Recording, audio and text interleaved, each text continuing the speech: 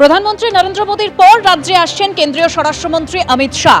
রাজ্যে তিনি থাকবেন বছরের শেষ 3টে দিন এবং ইতিমধ্যেই সল্টলেকের বিজেপি কার্যালয়ে স্নিফার ডগ দিয়ে তল্লাশি শুরু হয়েছে, নিরাপত্তা বাড়ানো হয়েছে। 3 দিনের এই সফরে বিধানসভা ভোটের রণকৌশল ঠিক করতে পারেন বলেই সূত্রের খবর।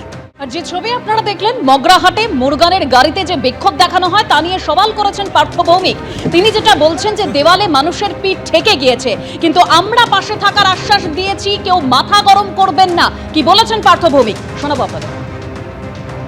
আমাদের বক্তব্য হচ্ছে, মানুষকে যখন চরম অত্যাচার করা হয়, তার পিঠ যখন দেওয়ালে ঠেকে যায়, তখন তার নিজের এক্সিস্টেন্স, অস্তিত্ব, তার নাগরিকত্ব, তার গণতান্ত্রিক অধিকার বাঁচানোর জন্য তার যে ভিতরে ক্ষোভ, আমরা বাংলার মানুষকে, আমার নেত্রী মমতা বন্দ্যোপাধ্যায় এবং আমাদের নেতা সাংসদ অভিষেক বন্দ্যোপাধ্যায় বারংবার অনুরোধ করেছেন, আপনারা শান্ত থাকুন, তৃণমূল কংগ্রেস পার্টি হিসেবে আপনাদের পাশে আছে, প্রয়োজনীয় সমস্ত সাহায্য তৃণমূল কংগ্রেস করবে। আমরাও বলছি, আপনারা কেউ উত্তেজিত হবেন না, সমস্ত রকম সাহায্য তৃণমূল কংগ্রেসের পক্ষ থেকে আপনারা পাবেন। যদি কারোর মাথা গরম হয়ে উত্তেজক কিছু করে থাকে, নিশ্চিতভাবে মানুষের সাথে আমাদের দলের নেতারা কথা বলবেন, কারণ বিক্ষোভটা পার্টি করেনি, বিক্ষোভটা সাধারণ মানুষ করেছে। এদিকে এসআইআর নিয়ে ফের নির্বাচন কমিশনকে আক্রমণ করলেন মুখ্যমন্ত্রী মমতা বন্দ্যোপাধ্যায়। তিনি বলছেন, ধৈর্য ধরছি, সহ্য করছি, কিন্তু সহ্যের একটা সীমা থাকে। বাংলার মানুষ মাথা নত করে না, লড়াই চলছে, চলবে। মনে রাখবেন, সহ্য করছি, ধৈর্য ধরছি, সহ্যেরও একটা লিমিট থাকে। রামকৃষ্ণ পরমহংসদেব বলেছিলেন,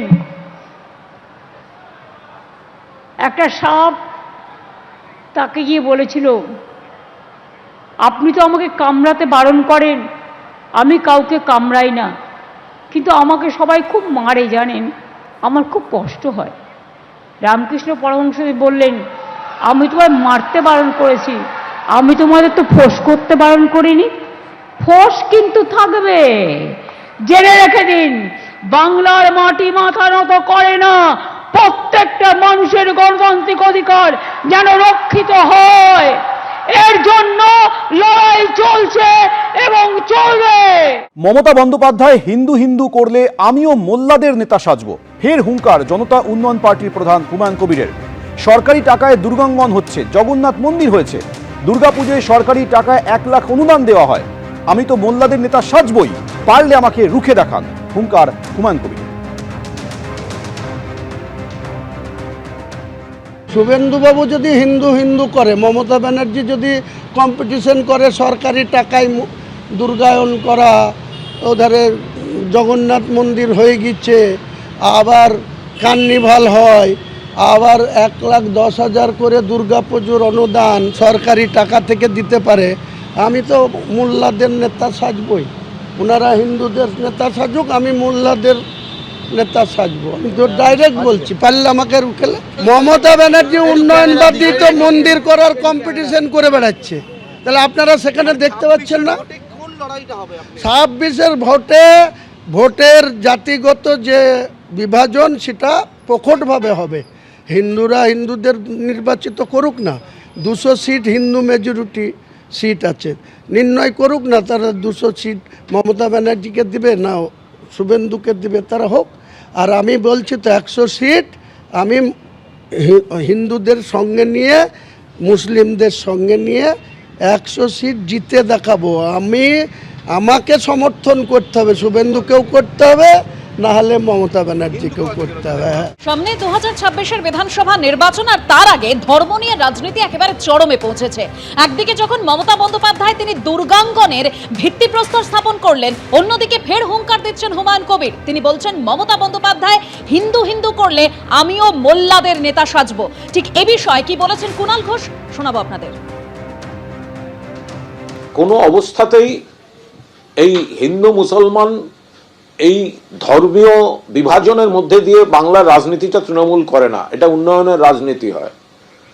মুসলিম সম্প্রদায় তারা জানেন যে গোটা ভারতের মধ্যে সংহতি সম্প্রীতি সেটা বাংলায় আছে। ফলে এই ধরনের বিষ প্রচার সংখ্যা লঘুরাও এই হুমায়ুন কবিরকে পাত্তা দেবেন না, সংখ্যা গুরুরাও পাত্তা দেবেন না। বিজেপি দলীয় মুখপাত্রের মতো কথা বলছেন। বিজেপি যেগুলো চাইছে উনি সেগুলো মুখে বলছেন। আমরা তো বারবার বলছি বিজেপি এবার এরকম সব কিছু B team, C team, D team খুচরো পকেটে কিছু মুখোশধারী বিপ্লবী তৈরি করে কিছু ভোট ভাগের তাল করছে, ওসব হবে না।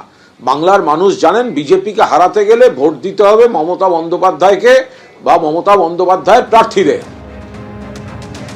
হুমায়ুন কবির তিনি হুঙ্কার দিয়েছেন, তিনি বলছেন মমতা বন্দ্যোপাধ্যায় হিন্দু হিন্দু করলে আমিও মোল্লাদের নেতা সাজবো, এবং তিনি আরো বলছেন দুর্গাঙ্গন সরকারি টাকায় তৈরি হচ্ছে, জগন্নাথ মন্দির তৈরি হয়েছে সরকারি টাকায়, দুর্গাপুজোয় সরকারি টাকায় 1 লাখ অনুদান দেওয়া হয়, এবং তিনি যেটা দাবি করছেন যে আমি হিন্দু মুসলিমদের সঙ্গে নিয়ে 100 সিট জিতে দেখাবো, শুভেন্দু অধিকারী বা মমতা বন্দ্যোপাধ্যায়কে আমাকে সমর্থন করতে হবে। হুঙ্কার ভরতপুরের বিধায়ক হুমায়ুন কবিরের।